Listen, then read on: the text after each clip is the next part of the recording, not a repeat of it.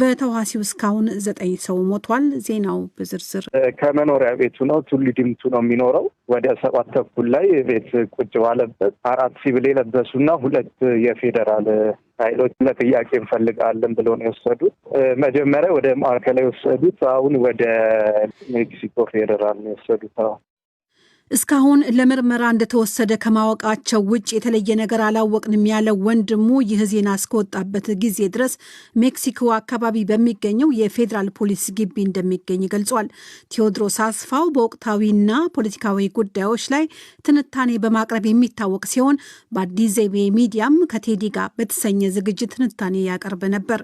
ቴዎድሮስ አስፋው በአሁኑ ወቅት ትንታኔዎቹን የሚያቀርብበት ኢትዮ ሰላም ዩቲዩብ ገጽ ላይ በወቅታዊ የኢትዮጵያ ኦርቶዶክስ ተዋሕዶ ቤተክርስቲያን ጉዳይ ላይ የሲኖዶሱን ጥያቄዎች መንግስት መቼ የተቀበለው በሚል የኢትዮጵያ ሰብአዊ መብቶች ጉባኤ ኢሰመጉ በቅርቡ አዲስ አበባ ውስጥ በአዲስ መልክ የከፈተው የምርመራ ክፍል ለጊዜው ማንነቱን ለይቶ ባላወቀው አካል ቅዳሜ የካቲት 4 ቀን 2015 ዓ.ም ቁልፉ ተሰብሮ በቢሮ ውስጥ ይገኝ የነበረ የክፍሉ ኃላፊ ሌፕቶፕ ኮምፒውተር እንደተወሰደበት አስታወቀ።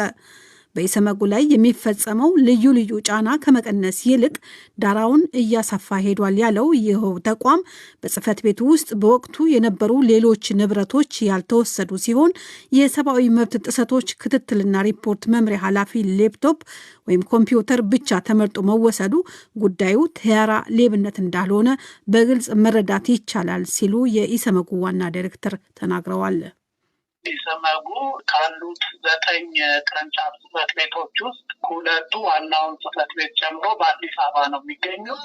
ምርመራ ስራን የሚሰራ በሰነድ የሚል ክፍል በቅርቡ ራሱን ችሎ እንዲሰራ የማጠናከር ስራ ለመስራት በማሰብ ቢሮ ከፍተን ነበረ። 2 በር ነው ተሰብሮ የተገባው። መላው 9 ብራንች ኦፊሶች ጭምር የሚሰበሰቡ ሰነዶች የሚጠናቀሩበት የክፍሉ ኃላፊ ላፕቶፕ ኮምፒውተር ነው የተወሰደው። ስለዚህ ሌባ ነው ለማለት አያስደፍርም። ላፕቶፑም ላይ ባሉት ሰነዶች አሳሳቢነት ለማንም ግልጽ ነው። እንደገና እንደ ተቋምም በኢሰመጉ ላይ በተደጋጋሚ እንዲህ አይነት የቢሮ ሰበራዎች ሲፈጸሙ ቆይተዋል።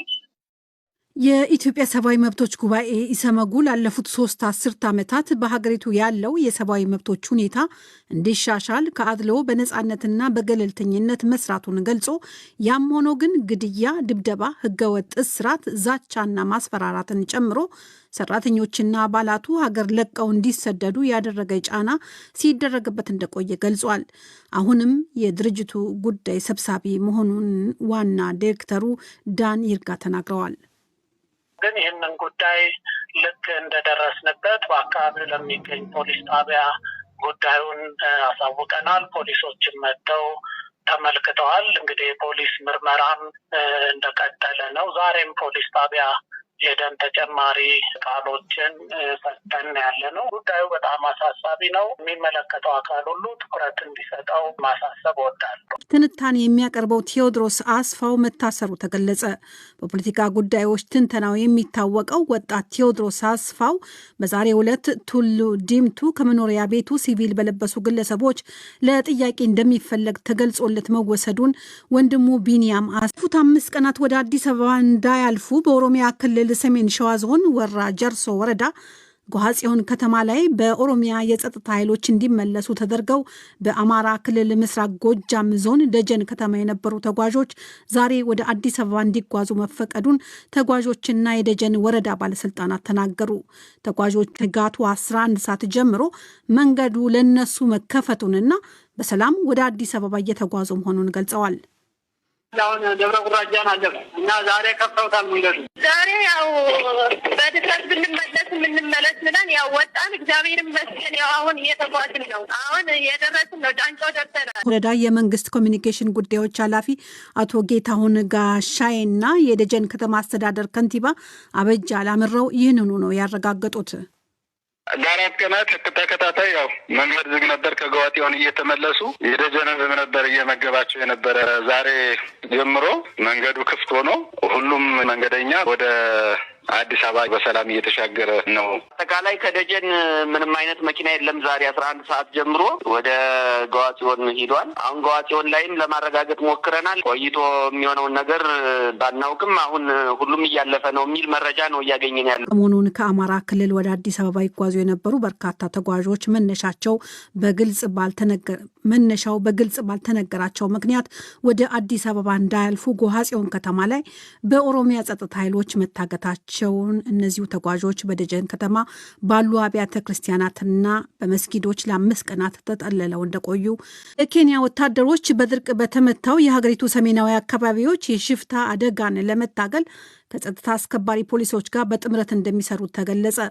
የሮይተርስ የዜና አገልግሎት የሀገሪቱን ባለስልጣናት ጠቅሶ እንደዘገበው ባለፉት 6 ወራት ውስጥ በሰሜን ስምጥ ሸለቆ አካባቢ የተደራጁ ቡድኖችና አሸባሪዎች ከ100 በላይ ሰላማዊ ሰዎችንና 16 የፖሊስ መኮንኖችን ገድለዋል።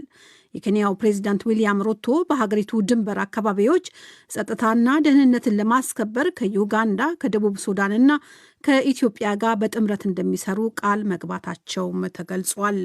በኢኳቶሪያል ጊኒ ማርቡርግ በተባለ በጣም አደገኛና ተዛማጅ ተዋሲ የተለከፉ ሰዎች መገኘታቸው ተገለጸ። የዓለም የጤና ድርጅት እንዳስታወቀው በበሽታው ከተለከፉ ሰዎች መካከል እስካሁን ቢያንስ 9 ሰዎች ሞተዋል። ከሰሃራ በታች በምትገኘው የአፍሪቃዊቷ ሀገር ኢኳቶሪያል ጊኒ መንግስት በሽታው በተዛመተባቸው አካባቢዎች ላይ የጤና ማስጠንቀቂያ አዋጅ ደንግጓል። የሀገሪቱ የጤና ጥበቃ ሚኒስቴር ከ4000 የሚበልጡ ሰዎች በተገለለ ስፍራ እንዲቆዩ ማድረጉንም ገልጿል። ማርቦግ በተባለው አደገኛ ተዋሲ የመያዝ ዋና ምልክቶች ከፍተኛ ትኩሳት፣ የደም ተቅማጥ፣ ድካምና ከባድ ራስ ምታት እንደሆነም በኒውዚላንድ ኃይለኛ አውሎ ነፋስና ከባድ ዝናብ በሰሜናዊ የሀገሪቱ ክፍል የሆኑትን የተወሰኑ ክፍሎች ካናወጠ በኋላ በሀገሪቱ ብሔራዊ አስቸኳይ ሁኔታ መታወጁ ተሰማ። በኒውዚላንድ ከተፈጥሮ አደጋ ጋር በተያያዘ እንዲህ አይነት ማስጠንቀቂያ አዋጅ ሲታወጅ ለ3ኛ ጊዜ መሆኑ ነው። ኒውዚላንድ በኃይለኛ አውሎ ነፋስና ከባድ ዝናብ መናወጧን ተከትሎ ጎርፍና የመሬት መንሸራተትም ተከስቷል። በ10 ሺዎች የሚቆጠሩ ቤቶች የኤሌክትሪክ ኃይል መቋረጡም ተነግሯል። ሰሜን አሜሪካ የአየር ክልል ውስጥ የታዩትን ያልታወቁ በራሪ ቁሶችን ለይቶ ለማወቅ አሁንም ዩናይትድ ስቴትስ እየሰራች መሆኑን ገለጸች። ከትናንት በስቲያ እሁድ ዕለት የዩናይትድ ስቴትስ ተዋጊ አውሮፕላኖች በካናዳ ድንበር ላይ 8 ጎን ያለው ከየት እንደመጣ በውል ያልታወቀ በራሪ ቁስን መተው መጣላቸው ይታወቃል። ዩናይትድ ስቴትስ ከሳምንታት በፊት የቻይና ሳይሆን አይቀርም የተባለ አንድ የስለላ በራሪ ፊኛን መታ ማውረዷን ከገለጸች በኋላ በካናዳ ሰማይ ስር ተገኘ የተባለው ግዑዙ በራሪ ከየት እንደመጣ ያልታወቀ ሌላ የቅርብ ጊዜ ክስተት መሆኑ ይታወቃል። ዋሽንግተን የሚገኘው ነጩ ቤተ መንግስት ተመተው የወረዱት በራሪ ቁሶች ወዲያውኑ ለስጋት የማያጋልጡ ሲል ገልጿቸዋል። ቅንሻገር የኢትዮጵያ ኦርቶዶክስ ተዋሕዶ ቤተክርስቲያን ከሲኖዶሱ ቀኖናና ዶግማ ውጪ መፈጸሙን ያወገዘችው በ3 ሊቃነ ጳጳሳት የተመሰረተ የኦሮሚያና ብሔር ብሔረሰቦች ሲኖዶስ የተባለው ጉዳይ ማወዛገቡን ቀጥሏል። የቤተ ክርስቲያኒቱ መሪ አባቶች ከመንግስት ባለስልጣናት ጋር ውይይት ካደረጉበት ካለፈው አርብ ዕለት ወዲህም አዲስ አበባ ውስጥ ሳይቀር የቤተ ክርስቲያኒቱ ሰባኪያንና ምዕመናን የመታሰራቸው ዜናም እየተሰማ ነው።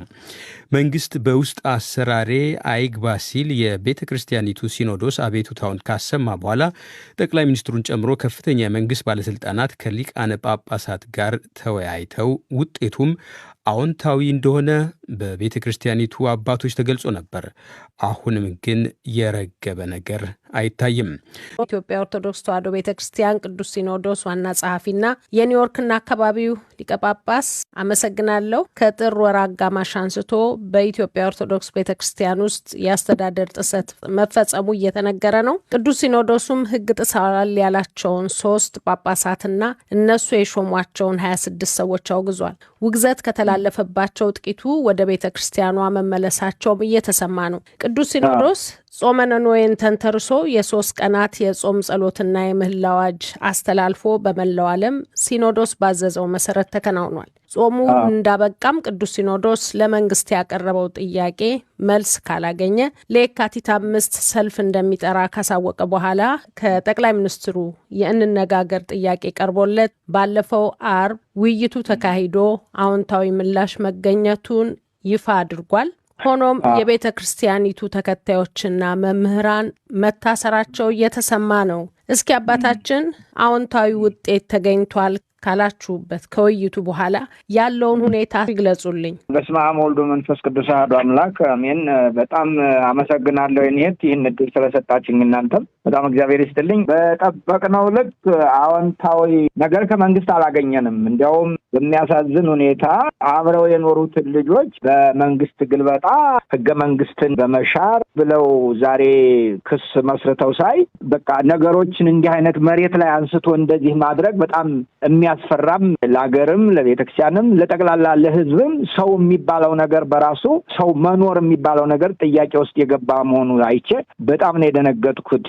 እሳቸው ቃል የገቡልን ነገር አይደለም እንደገና ሌላ ሊታሰሩ የታሰሩትም እንኳን እንግዲህ በዚህ በሻሸመኔ ነበር በብዛት እንትን የነበረው። እርግጥ ነው በሌላው በተለይ በዚህ ኦሮሚያ ክልል በሚባለው ያው ጥቁር ለበሳችሁ ይህን አላችሁ ተብሎ ብዙ ክሪያ እንደነበር እንሰማለን። ግን አዲስ አበባ እስከዚያ ቀን ድረስ የታሰረ ሰው አልነበረም። ከዚያ ቀን በኋላ እስር ሲቀጥል ሳይ እንዴ ሰላም ነው እንዴ እነዚህ ሰዎች ችግር ነው ያልኩት። እንዴ ችግሩ ሰላማዊ መሆን ነው ወይ? መበጥበጥ ነበረባት ወይ? ከተማዋ አገሩ መበጥበጥ ነበረበት ወይ?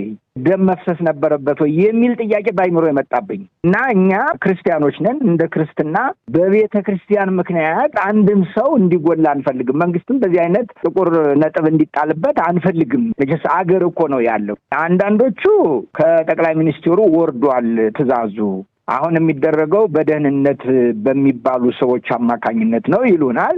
ደግሞ እነሱ ሲጠየቁ አይ ታች ፖሊሶች ናቸው እንዲሚያረጉት የሚል እንትናል። በነገራችን ላይ እኔ ስማቸው የሚታወቀው በመታሰራቸው ነው እንጂ በመቶ የሚቆጠሩ ከታች ሳጥቢያ ጀምሮ ብዙ የሚታሰሩ እንደውም የሚጋዙም አሉ የሚል የሚረብሽ ነገር ነው አሁን የምንሰማውና እኔ የመሰለኝ መቼም መንግስት የሚባለው ነገር የአገር መሪ የተናገረው ነገር በስራ ላይ ይውላል። እንግዲህ ቃላቸውን ካጠፉ እኛን አይደለም የራሳቸውን ቃል ራሳቸው ነው የሚከዱት ማለት ነው። እውነት ነጋገር ከተባለ ኢቨን የፍርድ ቤት እግድ ወጥቶባቸው ሰዎቹ አሁን በየቦታውም የመንቀሳቀስም ነገር አላቸው የሚባል አባባል አለ። ግን በሚገርም ሁኔታ በሄዱበት ቦታ ሁሉ እነሱ ከሄዱ ህዝብ ቤተክርስቲያን ስለማይሄድ በቃ ቆሟል። አሁን የምሰማው እዚህ ጭሮ ነው የሚሉት ድሮ አሰበ ተፈር የሚባለው እዚያ ያው ልብስ ለብሶ ሄደው ሰውዬ ቤተክርስቲያን ሰው አልሄደም፣ ልዩ ኃይልና ፖሊስ ለምንድነው ቤተክርስቲያን ማተዱት እያለ ሰውን ያስገድዳል ይባላል። ሰብረው የገቡትን ጽፈት ቤት የሚጠብቀው ልዩ ኃይልና ሚሊሻ ነው የክልሉ ማለት እና ይሄ የሚካሄደው በኦሮሚያ ክልል መንግስት እንጂ ኢቨን ሰዎቹ ራሳቸው የዚህ ነገር ገውቷቸው እያደረጉ ነው ብዬ አላምንም። መልካም እንግዲህ ቅዳሜ ዕለት በሰጣችሁት ጋዜጣዊ መግለጫ ነገሮችን ለማስተካከል ጊዜ እንደሚያስፈልግ ጠቁማችኋል። አዎ ነገሮች እየተስተካከሉ እንዳልሆኑ ነው ደግሞ አሁን የሚነግሩኝ። አዎ እንደዛ ነው። አሁን እንግዲህ ያን ጊዜ እንትን ያልነው ለምሳሌ የተያዙ ቦታዎች ነበሩ ሰብረው የገቡባቸው እንጂ አዲስ ይታሰራል አዲስ ይሄዳል ባይምሮያ አልመጣም። የሁሉም አባቶች ይሄ ነው። ነገር ግን ሰብረው የገቡ ሰዎች ስላሉ ሰብረው የገቡትን ቦታ ለማስለቀቅ ጊዜ ይጠይቃል ነው የኛ ግንዛቤ። ጊዜ ይጠይቃል ያልነው ይሄ የተያዙት ቦታዎች ለምሳሌ እንዳልኩት አሁን እንደ ጭሮ አይነት አሰበ ተፈሪም ያው ገብተው ብዙ ሰው ስለገደሉ አሁን የሀገረ ስብከቱ ሊቀ ጳጳስ ስንት ናቸው የቆሰሉት ስል ከ150 እስከ 200 የተበተኑትን የሞተውን እንደገና የቆሰለውን የተንገላታውን ከዚያ ሻሸመኔ አካባቢ ያለውን ነገር ነው እኛ ጊዜ ይወስዳል ያልነው እንጂ እኛም የገባን እንጂ እንደገና በአፈሳ ይታሰራል እንደዚህ ዝም ብሎ ብድግ ብሎ በወንጀል ሰው ይከሰሳል ጨርሶ ያልመጣልኝ ነገር ነው። እንደው በትክክል ከጠቅላይ ሚኒስትሩም ሆነ ከመንግስት ባለስልጣናት ይደረጋል የተባላችሁትን ነገር ንገሩኝ። ሶስት ነገር ነው። አንደኛ ቤተክርስቲያኒቱ አጠቃላይ በህጓና በቀኖናዋ መሰረት እንድትሰራ መንግስት የሚፈልገው እሱን ነው ያሉት። እምነትን ህገ ቤተክርስቲያንን ቀኖናን እና አስተዳደራዊ መዋቅርን ነው የጣሱ ሰዎቹ። ቤተክርስቲያኒቱ ቀኖናዋን እና ዶግማዋን የውስጥ አሰራሯን ጠብቃ በሚደረገው ነገር ሰላም ይስፈን ነው። ለዚያኛ የአቀራራቢ ኮሚቴ ብለን ያዋቀርናቸው ስለነበሩ በእነሱ አማካኝነት ሂደቱ እንዲሄድ እኔም አላስገባም ስላሉ ጠቅላይ ሚኒስትሩ መንግስት እዚህ ውስጥ አያገባውም፣ እኛ በአሰራራችን እንሰራለን ብለን የተስማማ ነው። አንደኛው ይሄ ነው። ሁለተኛው ሰው ማሰር፣ ሌላው ቀርቶ ጥቁር ልብስ ለበሱ ተብሎ ታስሯል ሲባል እንዴት ነው እንዲህ አይነት ነገር የሚመጣው ብለው በዚህም በጣም ተበሳጭተው ይሄም መቆም አለበት። 3 ወንጀል ያልሰራ ሰው በወንጀል ያልተያዘ ሰው በምንም አይነት መታሰር የለበትም፣ ከታሰረም ይፈታል ነው። እነዚህ ነገሮች ናቸው ቃል የተገባልን። እኔ ከሚነግሩኝ እንደተረዳሁት ፌደራል መንግስት ጋር ያለው መረዳትና በክልል በኩል ያለው ሁኔታ የሚናበብ አይመስለኝም። አሁን ትልቁ ችግር እዚህ ሀገር የማይገባኝ ለማንኛውም ዜጋ የማይገባውና ሊገባ የማይችለው አንድ ፌደራል መንግስት የማያስተዳድረው ክልል እንደ ኖርዝ ኮሪያ ነው እንደምትባለው አይነት ራሱን የገደበ ወይም ደግሞ ቦርደር ያደረገ መንግስት በራሱ የሀገሪቱን ዜጎ እንደፈለገ ማድረግ አለበት ብሎ ፌደራል መንግስት ዝም ይላል ብዬ አላምንም። የማይገባው ነገር ይሄ ነው። የትግራይ እኮ ጦርነት የተነሳው የትግራይ ክልላዊ መንግስት ከምርጫ ቦርድ ውጪ ምርጫ አካሂዷል እኮ ነው። ህገወጥ ነው ተብሎ ነው። እንዴት ነው አንዲትን ህጋዊ አካል ያላትን ቤተክርስቲያን ብድግ ብሎ ለብቻው በስሟ በምኗ አቋቋመ? ለነገሩ አሁን በስሟ አላቋቋመም፣ እግዚአብሔር ይስጣቸው። መንግስትና ህግ ካለ እነዚህ ሰዎች የኦሮሚያ ብሔር ብሔረሰቦች ሲኖዶስ እንጂ ያሉት የኢትዮጵያ ኦርቶዶክስ ተዋሕዶ ቤተክርስቲያን አላሉም። ስለዚህ እነዚህ ሰዎች በኢትዮጵያ ኦርቶዶክስ ተዋሕዶ ቤተክርስቲያን ስም በየትኛውም ቦታ መንካት የለባቸው። ምክንያቱም ስማቸውም አይደለም፣ አቋማቸውም አይደለም፣ አርማቸውም አይደለም። ወጥተዋል እና በህገ ወጥ የተቀመጡ ሰዎችን ደግፎ በምድሪቱ ላይ ከ2000 ዓመት በላይ የቆመችን ቤተክርስቲያን ሰርዞ እነዚህን በቤተክርስቲያን ስም ነገር ግን ስሟንም ግብሯንም ያልጠሩ ሰዎች ተቀብሎ ለእንትን ሊል የሚችለው እና እኔም እንዳልሽው ያልገባኝም እኔ ለእናንተ ለጋዜጠኞችም ይገባል ብዬ አላስብም። የፌደራል መንግስት የክልል መንግስት ስህተት በሚሰራበት ጊዜ በዳኝነት ካልገባ እንዴት ነው አንድ ሀገር ልንሆን የምንችለው? በሌላው ክልል ይሄ ይደረጋል ወይ? ከኦሮሚያ ውጭ ባለው እንደዚህ ቢደረግ መንግስት ዝም ይላል ወይ? ለምን ሶማሌ ውስጥ ገብቶ ያን ጊዜ ያደረገ? ለምን ትግራይ ውስጥ ገብቶ ያን ጊዜ ያደረገ? ምናልባት ሰሜን ዕዝን ስለመቱ የሚል አባባል አለ ከትግራይ ጋር የተነሳው ጦርነት። ግን ያም ቢሆን የፌዴሬሽን ምክር ቤት በጀት አቁሜያለሁ ይሄ መንግስት ትክክል አይደለም ብሎ እኮ አውጇል። ህገ ወጦችን እንደዚህ በህግ የሚከላከሉ ከሆነ ለምንድን ነው የኢትዮጵያ ኦርቶዶክስ ተዋሕዶ ቤተክርስቲያን ህጋዊነቷን ጥሰው ለመጡ ሰዎች ይሄን እንደሚያደርጉት? ይሄ የህግ ሰዎች ሊመልሱት የሚገባ ነው። እና አሁንም ጥያቄያችሁ አልተመለሰም ማለት ነው። በቃ ሲተረጎም እሱ ነው የሚሆነው። ምክንያቱም ከወጣም በኋላ ሰው የሚታሰር ከሆነ ቤተክርስቲያንም እነዚህ የተከለከሉ ሰዎች በወታደር እየታጀቡ የሚገቡ ከሆነ ጥያቄያችን ተመለሰ የማለት ችግር አለብን። ግን ምንድነው አንዳንድ ሰዎች የሚሉት እንግዲህ ክሬዲት እሰጣለሁ ለሱም የአፍሪካ ህብረት ስብሰባ ነው አሁን እና ብዙ ስጋት አለ ምናምን ነው የሚሉት። ግን እኔ ይቅርታ አድርግልኝና እነዚህ ሰዎች እኮ በጤናማ ሲያገለግሉ የነበሩ ሰዎች ናቸው ከዚህ ቀደም። ለምንድነው ዛሬ እንደ ወንጀለኛ የሚቆጠሩት? መንግስት ከጠረጠረ ለምንድነው ከዚህ በፊት ያላደረገው ይሄንን? አሁን የቤተክርስቲያኒቱን ችግር ምክንያት አድርጎ እንደገና ቤተክርስቲያንን ከህዝብ ለመለየት አስበው ከሆነ የልጆች ጨዋታ ነው የሚሆን። እንደው የቤተክርስቲያኒቱን ህገ ደንብ ጥሰዋል ከሚባሉት አካላት ወገን ሲኖዶስ ምን ይጠብቃል? ሲኖዶስ